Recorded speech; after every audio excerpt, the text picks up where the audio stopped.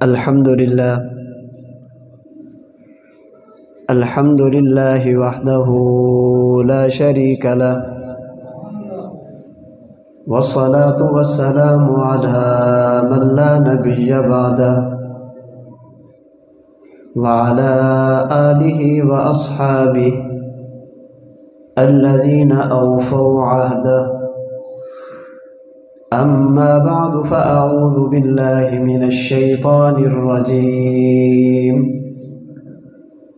بسم الله الرحمن الرحيم. إنا أعطيناك الكوثر فصل لربك وانحر إن شانئك هو الأبتر. اللهم صل على محمد وعلى آل محمد كما صليت على إبراهيم وعلى آل إبراهيم إنك حميد مجيد. اللهم بارك على محمد وعلى آل محمد كما باركت على إبراهيم وعلى آل إبراهيم إنك حميد مجيد. معزز علماء کرام، انتہائی واجب الاحترام بزرگوں، عزیز نوجوان دوستوں اور بھائیوں، میں نے آپ حضرات کے سامنے قرآن کریم کی 114 صورتوں میں سے سب سے چھوٹی اور مختصر سورۃ الکوثر تلاوت کی ہے۔ اللہ کریم نے اس سورۃ مبارکہ میں اپنے محبوب صلی اللہ علیہ وسلم سے خطاب کرتے ہوئے 3 باتیں ارشاد فرمائی ہیں۔ نمبر 1، انا اعطیناک الکوثر، اے میرے محبوب، ہم نے آپ کو کوثر عطا کیا ہے۔ نمبر 2، فصل لربک وانحر، آپ نماز کی بھی پابندی فرمائیں، اللہ کی راہ میں اپنا مال بھی قربان کریں، جانور بھی ذبح کریں۔ ان شانئک ھو الابتر، ہمارا آپ سے وعدہ ہے، آپ کا دشمن، آپ کا مخالف، دین سے عداوت رکھنے والا بے نام اور بے نشان ہو جائے گا۔ اللہ کریم نے ان 3 آیتوں میں 3 باتیں ارشاد فرمائی۔ انا اعطیناک الکوثر، یہ میرے نبی کا مقام ہے۔ فصل لربک وانحر، یہ میرے پیغمبر کا کام ہے۔ ان شانئک ھو الابتر، یہ میرے پیغمبر کے دشمن کا انجام ہے۔ 3 باتیں اللہ نے ان 3 آیتوں میں فرمائی۔ یہ صورت اللہ نے کیوں نازل فرمائی؟ اللہ نے اپنے نبی سے یہ 3 باتیں کیوں کی ہیں؟ اسے علماء کی زبان میں کہتے ہیں ان آیات کا شان نزول کیا ہے، کون سی وجہ بنی، اللہ کریم نے اس وجہ کی بنیاد پر یہ صورت نازل فرمائی۔ مفسرین فرماتے ہیں اللہ کریم نے اپنے محبوب صلی اللہ علیہ وسلم کو جسمانی، نسبی اور حقیقی اولاد کے طور پر 4 بیٹیاں اور 3 بیٹے عطا فرمائے۔ پیغمبر کی اولاد میں 7 افراد ہیں، ان میں 4 بیٹیاں ہیں اور 3 بیٹے ہیں۔ حضرت زینب، حضرت رقیہ، حضرت ام کلثوم، حضرت فاطمہ الزہرا رضی اللہ عنہن، یہ ہمارے نبی کی بیٹیاں ہیں جو ام المومنین سیدہ خدیجۃ الکبریٰ رضی اللہ تعالی عنہا کے بطن مبارک سے پیدا ہوئیں۔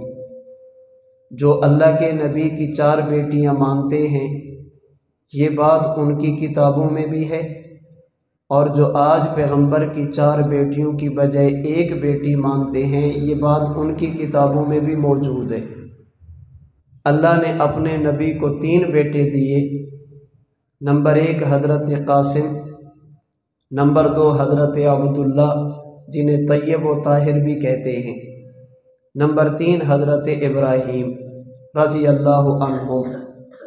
حضرت قاسم اور حضرت عبداللہ یہ 2 بیٹے بھی حضرت خدیجہ کے بطن سے ہیں۔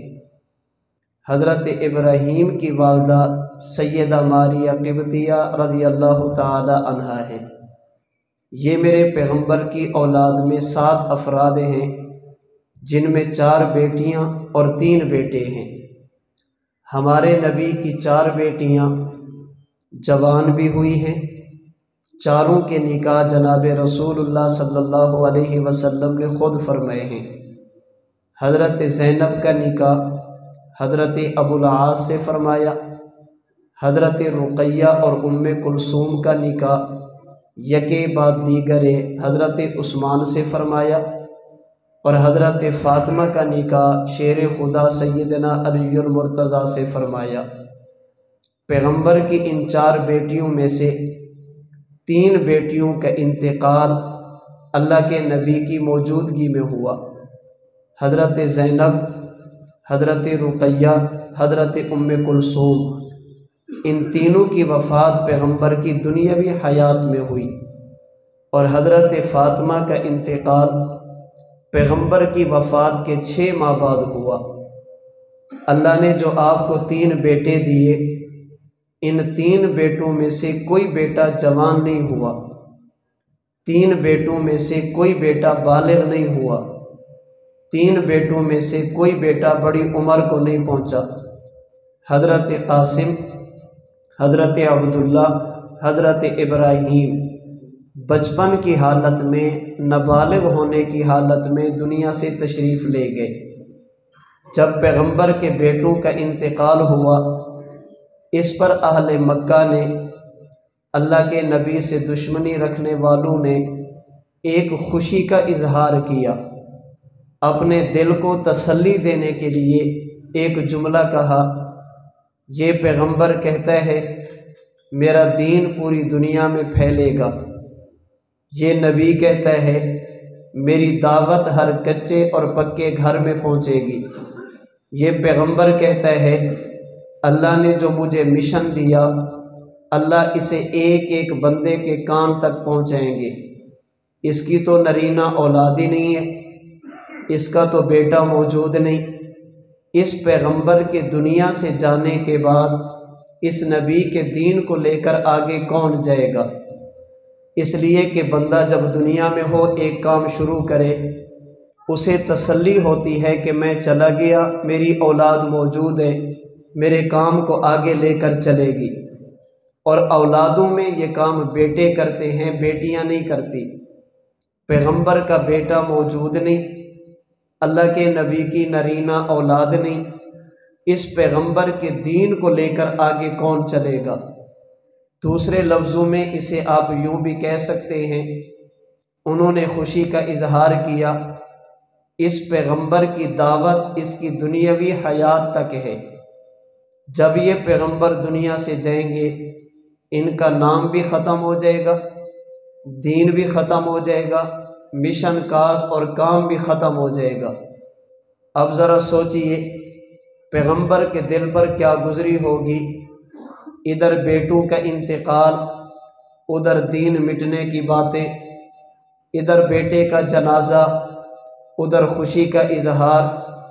میں تصور کی دنیا میں کہتا ہوں، ہمارے پیغمبر نے سوچا ہوگا اے اللہ یہ خوشی کا اظہار اس لیے نہیں کر رہے کہ میں محمد بن عبداللہ ہوں، یہ خوش اس لیے ہو رہے ہیں کہ میں محمد الرسول اللہ ہوں۔ اگر میں تیری بات نہ کرتا مجھے یہ آوازیں نہ سننی پڑتی، اگر میں تیری بات نہ کرتا یہ میری اولاد کے جنازے پر خوشی کا اظہار نہ کرتے۔ ان کی اور میری لڑائی لا الہ الا اللہ محمد الرسول اللہ کی ہے، وگرنہ یہ مجھے صادق بھی کہتے، مجھے امین بھی کہتے، میرے پاس اپنی امانتیں بھی رکھواتے، مجھے اپنا ثالث، اپنا قاضی اور فیصل بھی مانتے تھے۔ جب سے میں نے تیری باتیں شروع کی انہوں نے میرا بائیکاٹ بھی کیا، انہوں نے مجھے مکہ چھوڑنے پر بھی ایسے حالات بنائے کہ مکہ چھوڑ دوں، میرے راستے میں کانٹے بھی بچھائے، میرے گلے میں کپڑا ڈال کر مجھے گھسیٹا بھی گیا۔ آج اگر میں تیری بات چھوڑ دوں یہ سارے جھگڑے ختم ہو جائیں گے، تیرے نام کی وجہ سے ساری باتیں ہیں۔ ادھر پیغمبر کے دل پہ رنج آیا، پیغمبر کے دل کو غم پہنچا، اللہ نے جبریل کو یہ 3 آیتیں دے کر بھیجا، فرمایا محبوب پریشان ہونے کی ضرورت نہیں، انا اعطیناک الکوثر، ہم نے آپ کا بیٹا لیا تو کیا ہوا، ہم نے آپ کو بدلے میں کوثر عطا فرمایا، فصلی لربک وانحر، آپ اپنے کام سے کام رکھیں، عبادات بدن کی بھی ادا کریں، عبادات مال کی بھی عطا کریں، ان شانیک ھو الابتر، آپ کا تذکرہ تھا، آپ کا تذکرہ ہے، آپ کا تذکرہ ہوگا، جو آپ کا دشمن ہے میں اس کی نسلوں کو مٹا دوں گا، اس کا نام و نشان ختم کر دوں گا، اس کی سوچ اور فکر کو ختم کروں گا، اور اس کی خوشیوں پر میں پانی پھیر دوں گا۔ میں نے گزارش صرف یہ بات کی، یہ جو میں نے 3 آیتیں پڑھی، اللہ نے یہ 3 آیتیں کیوں اتاری؟ پیغمبر کے بیٹوں کا جنازہ، دین مٹنے کی باتیں، پیغمبر کے بیٹوں کا انتقال، نبی کے دین کے ختم ہونے کی خوشی، اللہ نے اپنے نبی کو تسلی دینے کے لیے یہ 3 آیتیں نازل فرمائی۔ اب سوال یہ ہے، یہ جو اللہ نے فرمایا انا اعطیناک الکوثر، اے محبوب ہم نے آپ کو کوثر دیا اور صرف آپ کو دیا، آپ کے علاوہ کسی کو نہیں دیا، یہ میں کاف کا معنی کر رہا ہوں، انا اعطیناک، کاف خطاب کی ہے، یہ صرف آپ کو دیا، نہ آپ سے پہلے کسی کو دیا، نہ آپ کے بعد کسی کو دوں گا۔ یہ کوثر ہے کیا جو اللہ نے اپنے نبی کو عطا فرمایا، جس کے ملنے پر اللہ کے نبی کا غم بھی ہلکا ہو جائے، پیغمبر کی تکلیف برداشت کرنا پیغمبر کے لیے آسان ہو جائے۔ علماء نے اس سوال کے جواب کے لیے لفظ کوثر کے معانی بیان کیے ہیں۔ کوثر کا معنی کیا ہو سکتا ہے؟ علماء فرماتے ہیں کوثر کا معنی ہے، ایک معنی ہے وہ حوض، کوثر کا ایک معنی ہے وہ نہر جو اللہ قیامت کے دن اپنے محبوب کو جنت میں عطا فرمائیں گے۔ کوثر کا ایک معنی ہے وہ حوض، پانی کا تالاب اور چشمہ جو اللہ اپنے نبی کو میدان محشر میں عطا فرمائیں گے۔ جنت میں داخلے سے پہلے جب انسانیت میدان محشر میں ہوگی، اللہ اپنے محبوب کو وہاں پر ایک حوض عطا فرمائیں گے۔ یہ حوض کیسا ہوگا؟ روایات کے مطابق اس کی لمبائی اور چوڑائی 1 مہینے کی مسافت کے برابر ہوگی۔ اگر کوئی بندہ مسلسل 1 مہینہ سفر کرے، جتنا سفر یہ طے کرے گا یہ حوض اتنا لمبا اور چوڑا ہوگا۔ اس پر رکھے جانے والے پانی پینے کے برتن، ان کی تعداد آسمان کے ستاروں سے بھی زیادہ ہوگی۔ اس کا پانی شہد سے زیادہ میٹھا، برف سے زیادہ ٹھنڈا، دودھ سے زیادہ سفید، مشک اور عنبر سے زیادہ خوشبودار ہوگا۔ جس بندے کو پیغمبر کے اس مبارک حوض سے پانی کا ایک گھونٹ بھی نصیب ہو گیا، اس پر قیامت کی گرمی بھی اثر نہیں کرے گی، سختی بھی اثر نہیں کرے گی، اور جب تک یہ بندہ جنت میں نہیں جائے گا اسے بھوک اور پیاس کا احساس بھی نہیں ہوگا۔ کوثر کا ایک معنی اپنے نبی کو اللہ نے نبوت عطا فرمائی۔ کوثر کا ایک معنی اللہ نے اپنے نبی کو معجزات نبوت کے دلائل عطا فرمائے۔ کوثر کا ایک معنی اللہ نے اپنے محبوب کو کتاب قرآن کریم عطا فرمائی۔ میں ان سارے معنوں پر بات نہیں کرتا، آج جلسہ کی انتظامیہ نے جو مجھے عنوان دیا کوثر کا، وہ ایک معنی لے کر چند باتیں آپ کی خدمت میں عرض کرنا چاہتا ہوں۔ اللہ نے اپنے نبی کو کوثر عطا فرمایا۔ مفسرین فرماتے کوثر کا ایک معنی کثرت الاصحابی، مشرکین خوش تھے نبی کی اولاد چلی گئی، اب دین لے کر کون چلے گا؟ پیغمبر کی نرینہ اولاد نہیں، نبی کی دعوت کو لے کر دنیا میں کون جائے گا؟ نبی کے بیٹے دنیا سے چلے گئے، پیغمبر کے کلمہ کو، نبی کے مشن اور کاز کو دنیا میں غالب کون کرے گا؟ فرمائے انا اعطیناک الکوثر، محبوب میں نے 3 لیے تو کیا ہوا؟ میں نے بدلے میں آپ کو کوثر دیا۔ خدایا وہ کوثر کیا ہے جو آپ نے اپنے نبی کو عطا فرمایا؟ مفسرین فرماتے ہیں کثرت الاصحاب، اللہ نے اپنے نبی کو صحابہ عطا فرمائے، اللہ نے اپنے نبی کو جماعت عطا فرمائی، اللہ نے اپنے نبی کو شاگرد عطا فرمائے جو نبی کے دین کو لے کر دنیا میں جائیں گے، پیغمبر کے مشن کو لے کر دنیا میں پھیلائیں گے اور نبی کی دعوت کو دنیا کے کونے کونے میں پہنچائیں گے، نبی کے اسلام کے پرچم کو ایک ایک جگہ پر لہرائیں گے۔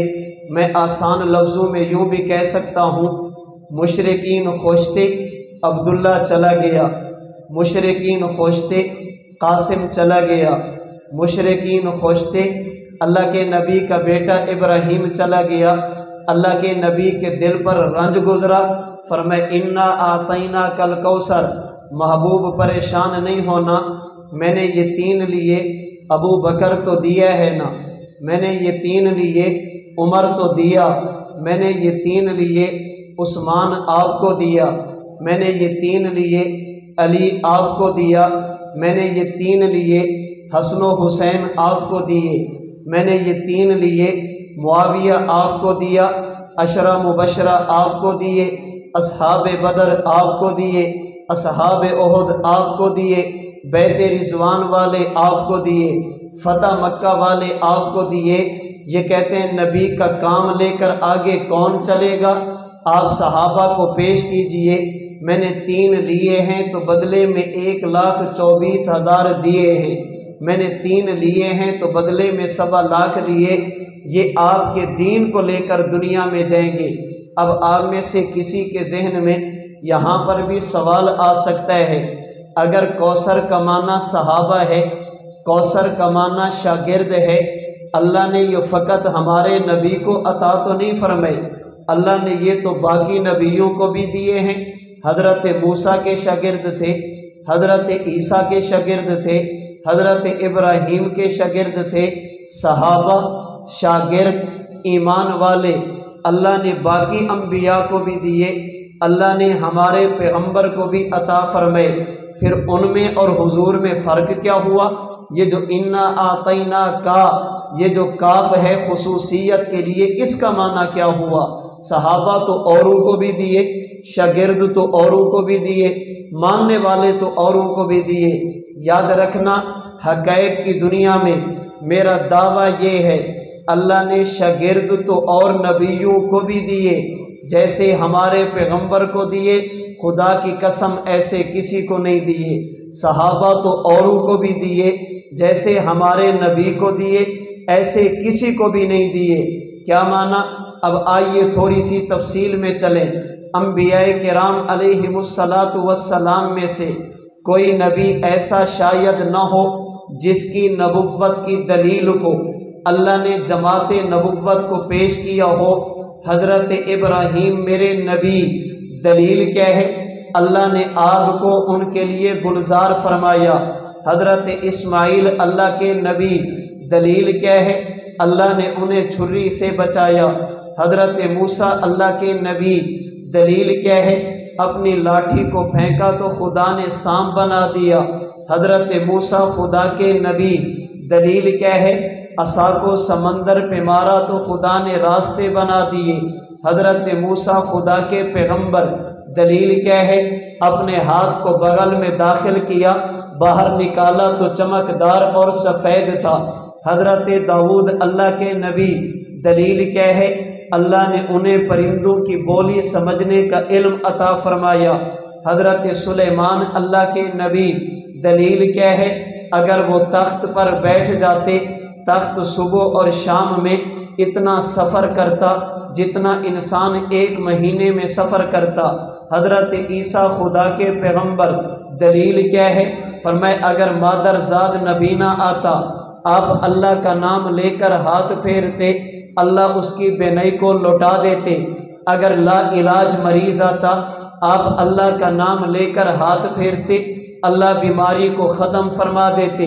کسی مردے کی قبر پر کھڑے ہو کر قم بِإِذْنِ اللہ فرماتے اور مردہ باہر نکل آتا۔ یہ انبیاء کی نبوت کے دلائل ہیں۔ اللہ نے جنہیں معجزات عطا فرمائے، ہمارے پیغمبر خدا کے نبی، ہمارے نبی کی نبوت پر نبی کے معجزات، میرے نبی کے دلائل، اللہ کے نبی کی زندگی بھی ہے، میرے نبی کی نبوت پر دلائل پیغمبر کے معجزات بھی ہیں۔ لیکن ایک دلیل ایسی جو اللہ نے فقط آپ کو دی، آپ کے علاوہ کسی کو نہیں دی، فقط آپ کو دی، آپ کے علاوہ کسی کو نہیں دی، وہ کیا؟ اٹھائیے قرآن کریم کا 26واں پارہ، سورۃ الفتح ختم ہو رہی، اس کی سب سے آخری آیت اللہ فرماتے ہیں محمد الرسول اللہ، حضرت محمد میرے نبی ہیں، حضرت محمد میرے رسول ہیں، حضرت محمد میرے پیغمبر۔ خدایا یہ دعویٰ ہے، اس دعوے کی دلیل کیا ہے؟ اس لیے کہ دنیا میں دعوے کے لیے دلیل ضروری ہوتی ہے۔ آپ نے کہا میں خدا، میری خدائی پر دلیل کیا؟ فرمایا فی خلق السماوات والارض، آسمان و زمین کو دیکھو، تمہیں میں خدا سمجھ آؤں گا۔ آسمان کے سورج کو دیکھو، تمہیں میری خدائی سمجھ آئے گی۔ آسمان کے چاند اور ستاروں کو دیکھو، تمہیں میری خدائی سمجھ آئے گی۔ اللہ کا دعویٰ، اللہ معبود ہیں، خدا نے یہ دلائل پیش کیے۔ محمد الرسول اللہ، یہ دعویٰ ہے حضرت محمد اللہ کے نبی۔ خدایا نبوت کی دلیل کیا؟ تیرے اس دعوے کی صداقت پر، اس دعویٰ کی سچائی پر دلیل کیا؟ فرمائے والذین معہ، میرے نبی کی نبوت پہ دلیل ابو بکر ہے، میرے نبی کی نبوت پہ دلیل عمر ہے، میرے نبی کی نبوت کی دلیل عثمان ہے، میرے نبی کی نبوت کی دلیل علی المرتضیٰ ہے۔ یہ جو ایمان کے ساتھ میرے نبی کے ساتھ آ کر بیٹھے، ان میں سے ایک ایک بندہ میرے نبی کی نبوت کی مستقل دلیل ہے، جسے ہمارے اکابرین نے یوں کہا، اصحاب پیغمبر جن کی تعداد ایک روایت کے مطابق 1,24,000 ہے، یہ جماعت صحابہ اللہ کے نبی کی نبوت کی مستقل دلیلیں 1,24,000 صحابہ، یہ میرے نبی کی نبوت کی 1,24,000 دلیلیں ہیں۔ صحابہ کرام نبی کی نبوت کی دلیل کیسے؟ اللہ کے نبی کی نبوت کی دلیل کیسے؟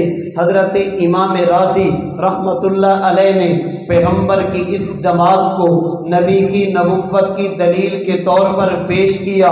فرماتے ہیں دنیا والوں، میرے نبی کی زندگی کو پڑھنا، پھر نبی کی جماعت کو دیکھنا، پیغمبر کی جماعت کو دیکھو گے، تم اس نتیجے پر پہنچو گے حضرت محمد صلی اللہ علیہ وسلم اللہ کے نبی، اللہ کے رسول، اللہ کے پیغمبر ہیں۔ حضرت جماعت صحابہ نبی کی نبوت کی دلیل کیسے؟ امام رازی فرمانے لگے ادعا ذالک الامر العظیم بین اظہر قوم لا کتاب معہم لا کتاب لہم ولا حکمت معہم۔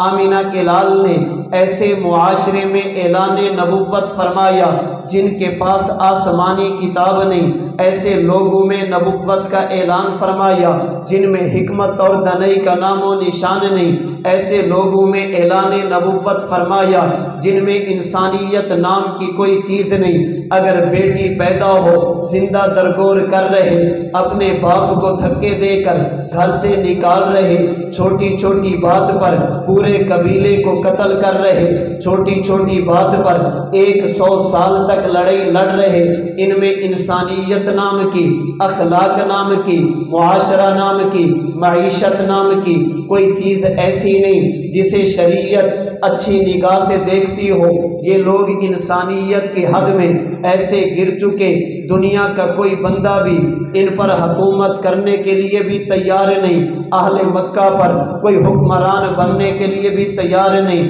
دنیا کے بادشاہ بھی کہتے ہیں ان پر حکومت ہم کریں گے، انہیں اپنا ماتحت ہم بنائیں گے، انہیں اپنی رعایا ہم بنائیں گے۔ یہ لوگ وہ تھے جن کے پاس کتاب نہیں، یہ لوگ وہ تھے جن کے پاس حکمت نہیں، یہ لوگ وہ تھے جن کے پاس دانائی نہیں، یہ لوگ وہ تھے جن کے پاس اخلاق نہیں، یہ لوگ وہ تھے جن کے پاس اچھی صفات، اچھی عادات نہیں۔ اللہ کے نبی نے ایسی قوم میں آ کر اعلان نبوت فرمایا۔ جب آمینہ کے لال کے سر پر خدا نے نبوت کا تاج سجانے کے بعد آپ سے اعلان نبوت کروایا، اللہ کے نبی کی عمر مبارک 40 سال تھی۔ پیغمبر نے جب دنیا کو چھوڑا، پیغمبر کی عمر مبارک 63 برس بنتی ہے۔ 40 سے چلیے 63 تک پہنچیے، میرے پیغمبر کی تبلیغ کی عمر، میرے نبی کی نبوت کی عمر، یہ 23 سال کا عرصہ بنتا ہے۔ اللہ کے نبی نے اس قوم پر محنت کی، اللہ کے نبی نے ان لوگوں کی تربیت کی، اللہ کے نبی نے ان لوگوں کا تزکیہ کیا، خالق سے علم لے کر انہیں پڑھایا، خالق سے قرآن لے کر انہیں سمجھایا، اللہ سے عبادت لے کر انہیں عبادت پہ لگایا۔ میرے نبی نے 23 سال کے اتنے مختصر سے عرصے میں ایسی جماعت تیار فرما دی جن پر حکومت کرنے کے لیے کوئی تیار نہیں تھا، یہ دنیا پہ حکمران بن گئے۔ جن پر اقتدار کرنے کے لیے کوئی تیار نہیں تھا، یہ دنیا کے رہنما بن گئے۔ جنہیں اپنا ماتحت بنانے کے لیے کوئی تیار نہیں تھا، اللہ نے انہیں ایسی پھر صلاحیت عطا فرمائی۔ اگر مجھے کہنے دیں، میں اپنے ذوق میں کہنا چاہوں گا، جن پر انسان حکومت نہیں کرتے تھے، اللہ نے پھر انہیں ایسا اقتدار دیا۔ اگر مدینہ میں بیٹھ کر یا ساریۃ الجبل کہیں، اللہ ہوا کو بھی ان کے تابع کر کے، ہوا بھی ان کے حکم کو ہزاروں میل کے فاصلے پر پہنچاتی ہے۔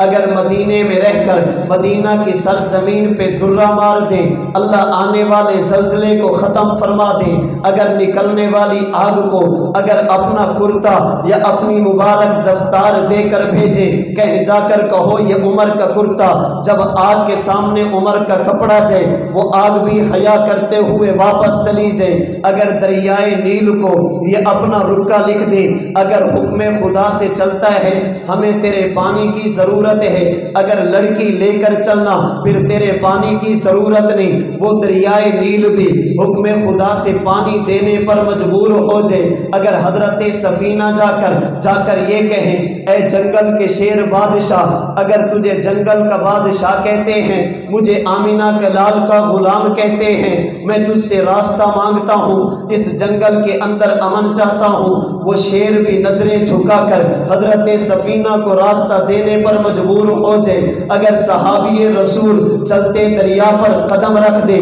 وہ دریا بھی راستہ دے دے۔ اگر صحابی رسول زمین پر بیٹھ کر خدا کے قرآن کی تلاوت شروع کر دے، آسمان سے ملائکہ اتر کر ادب میں قطاریں بنا کر صحابی کی غلامی کرتے نظر آئیں۔ امام رازی فرماتے ہیں، ادعا ذالک الامر العظیم بین اظہر قوم لا کتاب لہم ولا حکمت معہم۔ آمینہ کے لال نے ایسی قوم میں نبوت کا دعویٰ فرمایا جن کے پاس کتاب بھی نہیں، جن کے پاس حکمت بھی نہیں، جن کے پاس دانائی بھی نہیں، جن کے پاس انسانیت نام کی کوئی ایسی صفت موجود نہیں۔ آمینہ کے لال نے ان پر محنت کی، اور پھر صرف محنت کر کے خود انہیں ہدایت پر کھڑا نہیں کیا، اللہ نے قیامت کی صبح تک دنیا کے لیے اعلان کر دیا، فَإِنْ آمَنُوا بِمِثْلِ مَا آمَنْتُمْ بِهِ فَقَدِ اهْتَدَوْا وَالسَّابِقُونَ الْأَوَّلُونَ مِنَ الْمُهَاجِرِينَ وَالْأَنصَارِ وَالَّذِينَ اتَّبَعُوهُمْ بِإِحْسَانٍ۔ اللہ نے دو چیزیں بتا کر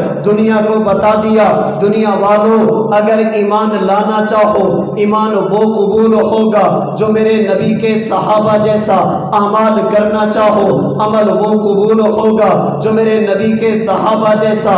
ایمان صحابہ کے ایمان سے ہٹ گیا، ایمان ایمان نہیں، عمل صحابہ کے عمل سے ہٹ گیا، عمل بھی عمل نہیں ہوگا۔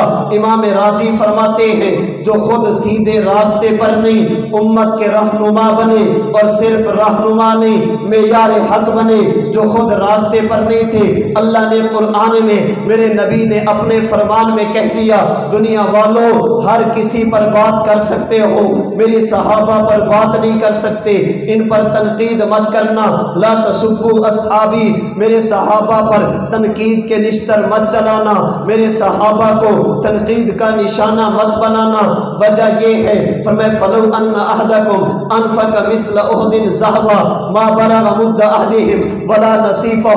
اپنی اوقات دیکھو، میرے نبی کے صحابہ پر بات کرنے والے اپنی اوقات تو دیکھنا، میرے نبی کے صحابہ کا مقام بھی دیکھنا۔ میرے نبی نے فرمایا اگر میرا صحابی زندگی میں ایک مرتبہ ایک مٹھی جو کی خرچ کر دے، ایک نہیں بلکہ آدھی بھی خرچ کر دے، اور بعد میں آنے والا احد پہاڑ کے برابر سونا بھی خرچ کرے، اور ایک روایت کے مطابق فی کل یومن، یہ زندگی میں ایک مرتبہ نہیں، اللہ نے اسے 100 سال کی زندگی دی، یہ روزانہ کی بنیاد پر احد پہاڑ کے برابر سونا بھی خرچ کرے، تمہارا 100 سال کا احد پہاڑ کے برابر سونا میرے صحابی کی جو کے مقابلہ بھی نہیں کر سکتا۔ تیری اوقات یہ، میرے نبی کے صحابہ پر بات کرتا۔ امام راضی فرماتے ہیں میرے نبی نے اس جماعت کو اس نہج پر کھڑا کیا جو خود سیدھے راستے پر نہیں امت کے رہنما بن گئے، جو خود ہدایت پر نہیں امت کے لیے معیار حق بن گئے، جو خود سیدھے راستے پر نہیں تنقید سے بالا تر بن گئے، جو خود سیدھے راستے پر نہیں اس نہج پر پہنچ گئے، اس معیار پر پہنچ گئے۔ یہ گناہ بعد میں کرتے ہیں، اللہ معافی کا اعلان پہلے کر دے، دنیا خدا کی رضا کو تلاش کرے، اللہ کی رضا انہیں تلاش کرے، اللہ کے نبی کی اللہ کے نبی کے فرمان کے مطابق جنت کے لیے امت ترسے، جنت ان کے لیے ترسے، امت کی خواہش ہو اے کاش ہمیں جنت مل جائے، جنت کی خواہش یہ ہو کاش نبی کے صحابہ مجھے مل جائے۔ میرے نبی نے اس جماعت کو اس معیار پر کھڑا کر دیا، میرے نبی نے فرما دیا دنیا والوں قیامت کا دن ہوگا، اللہ جنت کے دروازے کھولیں گے، اہل ایمان کو لیں گے، پھر جنت کے 8 دروازے سامنے لے جائیں گے، ایک ایک دروازے سے ایک ایک صفت کے لوگوں کو جنت میں داخل کیا جائے گا، کسی سے نمازی، کسی سے روزے دار، کسی سے حاجی، کسی سے زکات دینے والے، الگ الگ لوگ جا رہے جنت میں داخل ہو رہے۔ میرے نبی نے بات کی، بخاری شریف کی روایت کے مطابق نبی کا ایک شاگرد کھڑا ہوا، مجلس میں ہاتھ باندھ کر ادب سے کہنے لگا یا رسول اللہ، ایک بات کہنے لگا، اور کہنے کی وجہ کوئی شک اور شبہ نہیں، کہنے کی وجہ آپ کی بات پر عدم اعتماد نہیں، حضور اگر آپ کے کسی غلام کو جنت میں تھوڑی سی جگہ بھی مل گئی، اسے کسی اور چیز کی ضرورت نہیں، صرف پوچھنا چاہتا ہوں اپنی معلومات کے لیے دل میں ایک شوق پیدا ہوا، اس کا اظہار کرنا چاہتا۔ جی میرے صحابی بولیے یا رسول اللہ بتائیے تو صحیح، آپ کی امت قیامت کے دن جائے گی، جنت کے دروازے کھلے، ایک ایک سے ایک ایک شخص جا رہا، ایک ایک صفت کے لوگ جا رہے، حضور ایسا بھی ہوگا آپ کا امتی ہو، میدان محشر ہو، انسانیت جمع ہو، جنت سامنے ہو، جب یہ بندہ جنت کے سامنے جائے، یہ جنت پکار اٹھے اللہ یہ تو مجھے دے دے، اللہ یہ تو مجھے دے دے، اللہ یہ تو مجھے دے دے۔ آسان لفظوں میں کہوں گا حضور دنیا جنت کے لیے ترسے گی، کوئی ایسا بھی ہوگا جس کے لیے جنت ترسے، لوگوں کی خیر اے کاش جنت مل جائے، کوئی ایسا بھی ہوگا جس کے لیے جنت یہ خواہش کرے اے کاش یہ بندہ مجھے مل جائے۔ اللہ کے نبی نے فرمایا نعم ارجو ان تکون منہم، فرمایا ہاں ہاں میری امت میں ایسے افراد ہوں گے، اور سوال کرنے والے میں خدا کی ذات پر یقین کر کے کہنے لگا ہوں جب قیامت کا دن ہوگا تو میدان محشر میں جائے گا، جنت لے جائے گی، دنیا جنت مانگے گی، جنت تجھے مانگے گی، دنیا جنت کی طلبگار، جنت تیری طلبگار، دنیا جنت کے لیے ترسے گی، جنت تیرے لیے ترسے گی۔ جب قیامت کا دن ہوگا دنیا کی خواہش اے کاش جنت مل جائے، جنت کی خواہش اے کاش یہ بندہ مجھے مل جائے، یہ ہوگا کون؟ صدیق اکبر تیری صداقت پہ کیسے کس کو کلام ہوگا کہ دونوں عالم میں بعد نبیوں کے اونچا تیرا مقام ہوگا۔ نبی کا روزہ ہے جس کا مدفن، رشک عالم ہے جس کا مسکن، خدا کی جنت بھی جس کو ترسے وہ کتنا ذی احترام ہوگا۔ فرمایا ابو بکر تو جائے گا، جنت بھی ہاتھ باندھے گی، اللہ یہ تو مجھے دے دے، اللہ یہ بندہ تو مجھے دے دے۔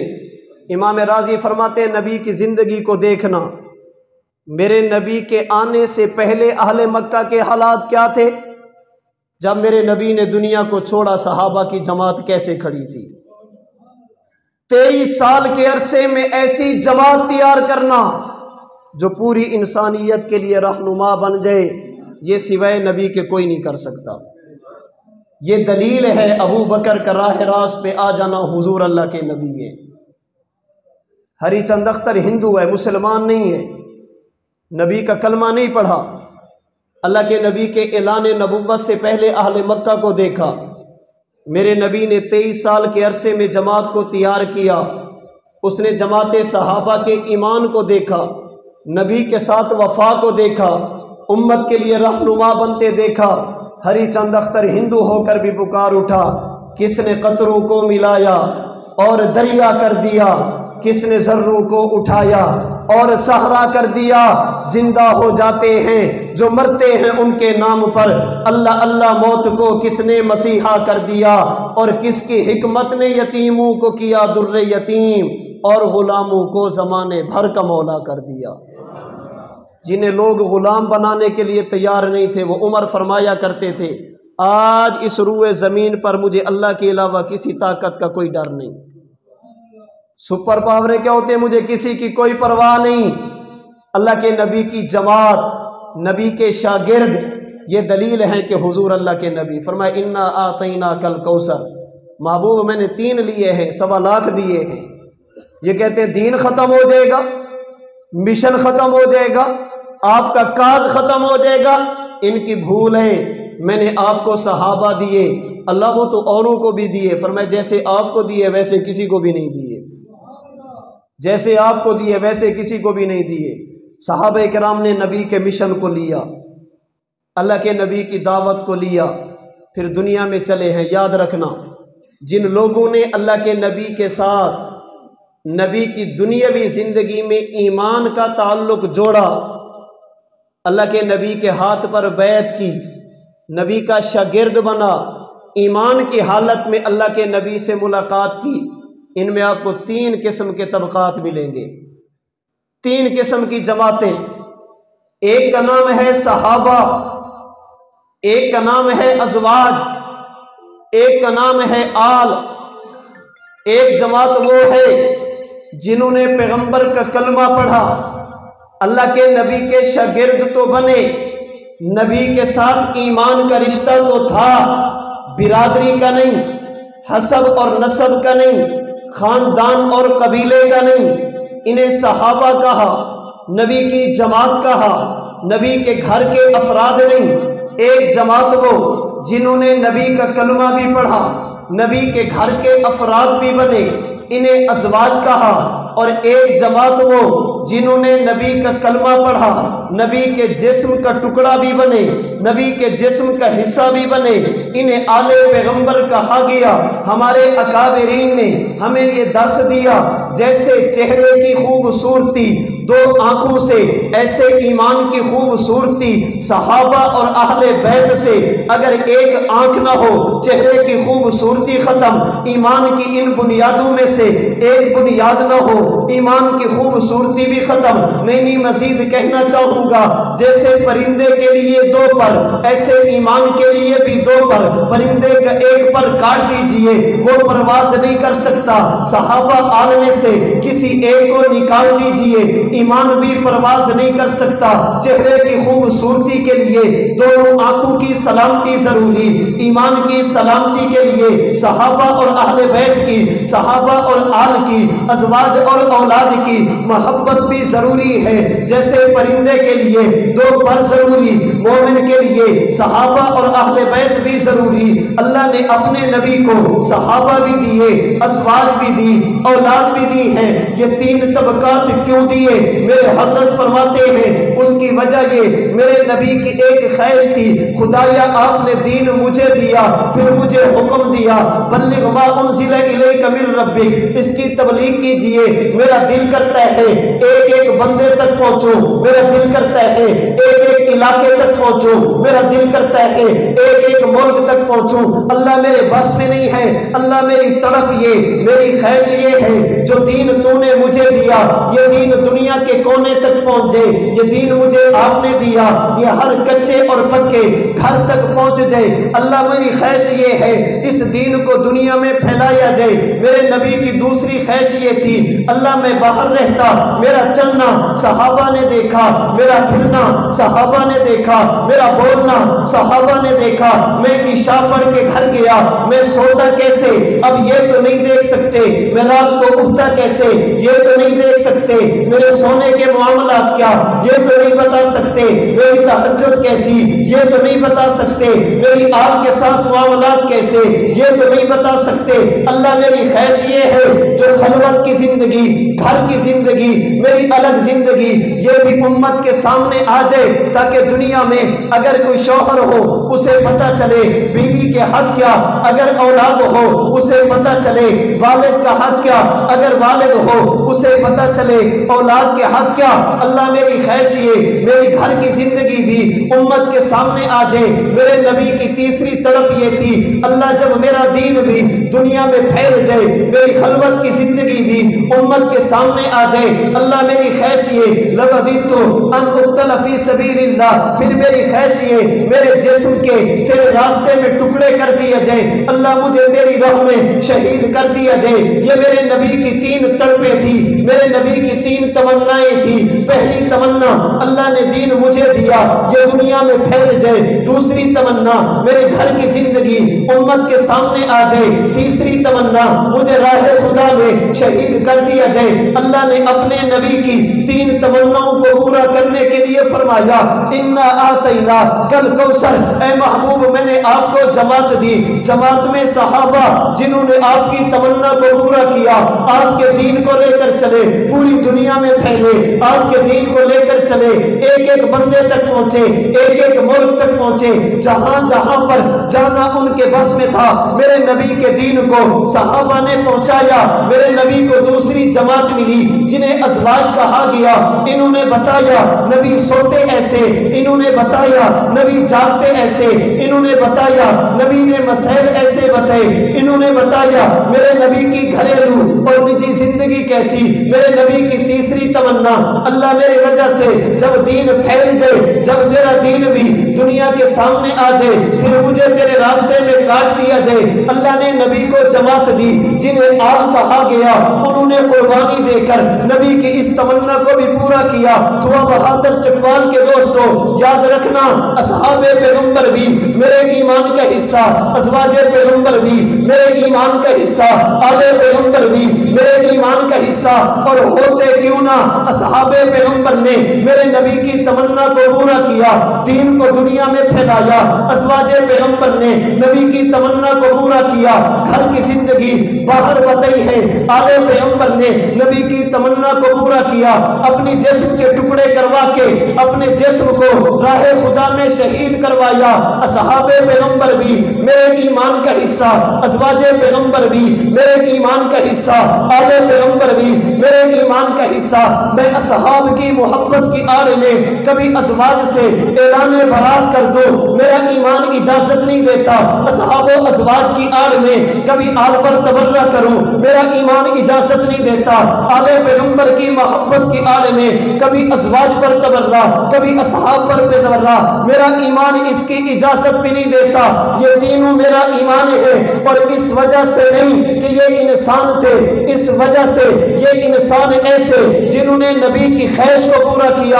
آج دنیا میں کوئی بندہ میرے والد کی تمنا کو پورا کر دے، میں اس کی غلامی کرتا ہوں، میری تمنا کو پورا کر دے میں اس کی نوکری کرتا ہوں۔ جنہوں نے نبی کی تمنا کو پورا کیا میں ان کی غلامی کیوں نہ کروں، جنہوں نے نبی کی خواہش کو پورا کیا میں ان کی نوکری کیوں نہ کروں، میں ان کے ترانے کیوں نہ پڑھوں۔ جنہوں نے نبی سے لیا مجھے دیا، نبی سے پڑھا، امت کو پڑھایا، نبی سے سیکھا، امت کو سکھایا، نبی سے سمجھا، امت کو سمجھایا، براہ راست نبی سے لے کر امت کے دبکے تک انہوں نے دین کو پہنچایا نہیں، پہنچانے کا حق ادا فرما دیا۔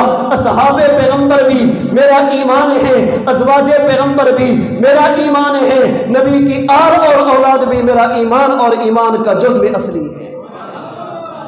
ہم کسی ایک کو لے کر دوسرے سے اعلان برات کر دیں، ہمارا ایمان اس کی اجازت نہیں دیتا۔ صحابہ کرام ہمارے ایمان کا حصہ ہیں۔ کیوں؟ میرے نبی کی خواہش کو پورا کیا۔ اور کیسے کیا؟ نبی کی تمنا کو کیسے پورا کیا؟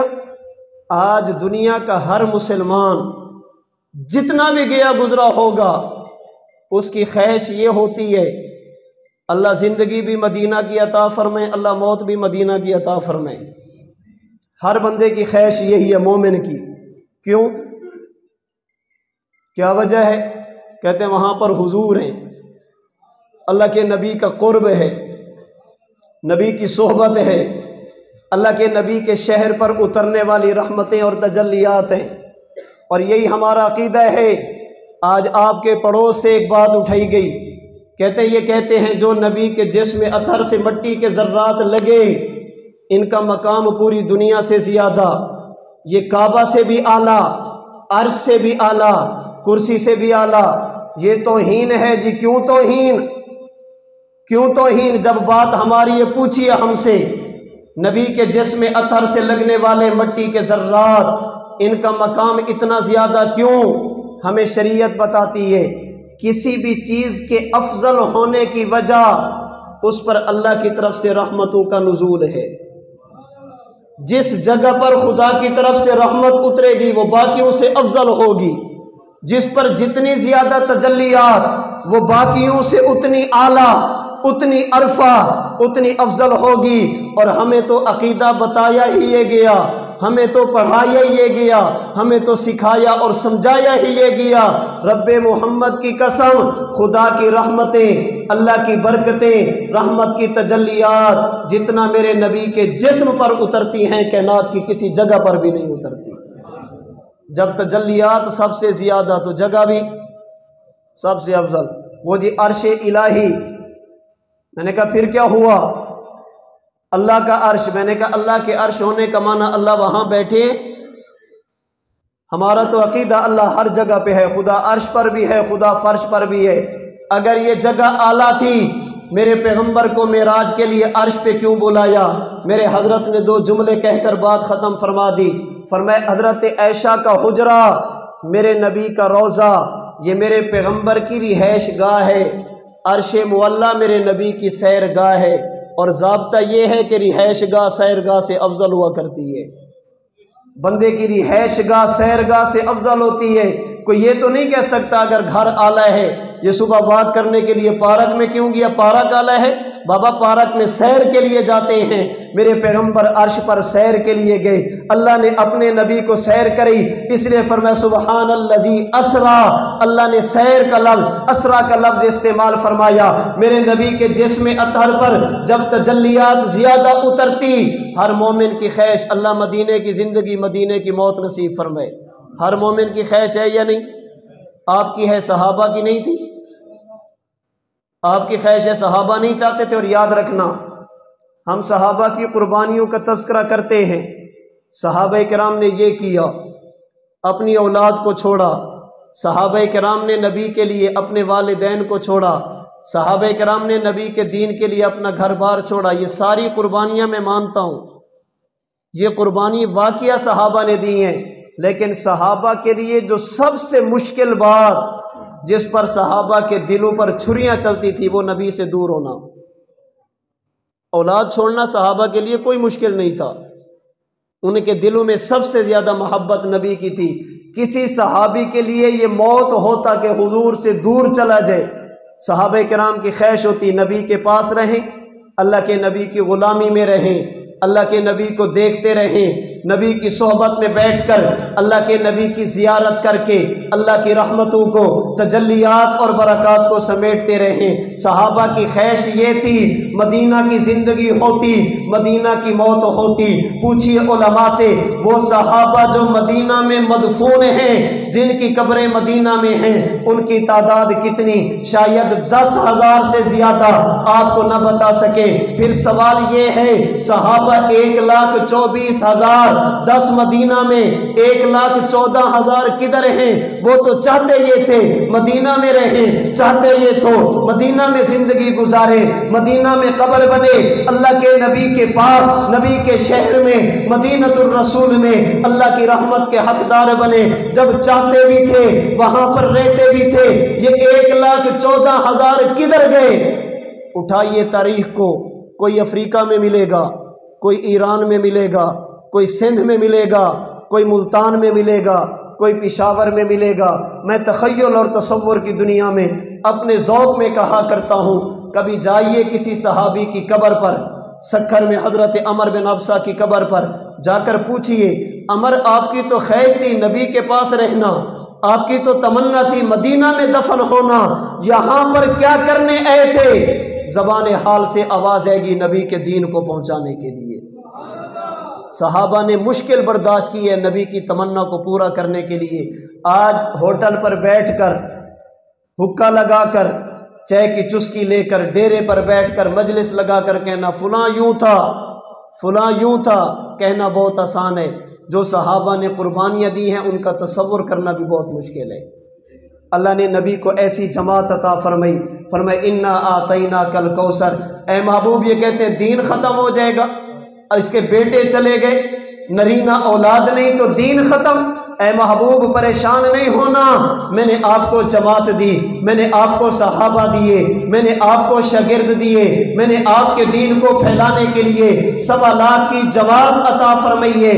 یہ دنیا کے کونے کونے تک آپ کی آواز کو پہنچائیں گے، آپ کی نبوت کی دلیل بن کر دنیا کو بتائیں گے اللہ نے ہمارے نبی کو نبی بنایا، اور فقط نبی نہیں، نبیوں کا نبی بنایا، فقط نبی نہیں، امام الانبیاء بنایا، فقط نبی نہیں، افضل الانبیاء بنایا، فقط نبی نہیں، خاتم الانبیاء بنایا۔ اے محبوب پریشان نہ ہونا، ہم نے آپ کو جماعت دی، یہ جماعت لے کر آپ کے دین کو لے کر چلے گی۔ یہ دین کے مٹنے کی باتیں کرنے والے، میرا آپ سے وعدہ رہا آقا مٹ گئے، مٹ رہے ہیں، مٹ جائیں گے دشمن تیرے، مٹ گئے، مٹ رہے ہیں، مٹ جائیں گے دشمن تیرے، نہ مٹا ہے نہ مٹے گا کبھی چرچا تیرا۔